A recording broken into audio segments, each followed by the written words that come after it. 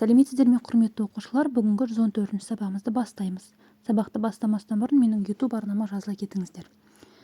Олай болса, 47-ші жаттығуға назар аударайық. Өлеңді тыңда. Жаңбыр. Жауа берші жау жаңбыр, дала көркін жандандыр. Жауа берші жау жаңбыр, қаулап өссін алуан гүл.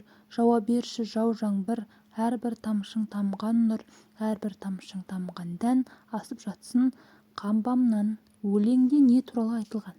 Жаңбыр жауғаннан кейін табиғатта қандай өзгерістер болады? Өлең мазмұнын әңгімеге айналдырып жаз. Өлеңде жаңбыр туралы айтылған. Екінші, жаңбыр жауғаннан кейін табиғатта күн шығып, аспан ашылып, кемпірқосақ пайда болады. Өлеңнің мазмұнын әңгімеге айналдырып жаз дейді.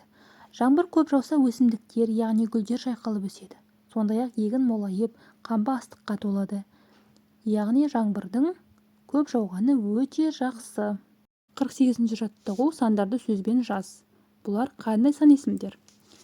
4, 5, 6, 7, 10, 20, 90, 18, 23, 56, 67.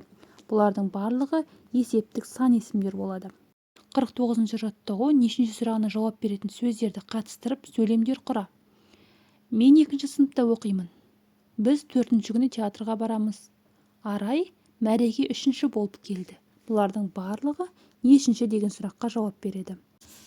Шығармашылық үзіліс. 50-ші жаттығу. Бос тор көзге тиісті әріптерді қойып, жасырынған сөзді тап. Сол сөз неше әріптен тұрғанын айт. Бұл жердегі жасырынған сөз кемпір қосақ деген сөз.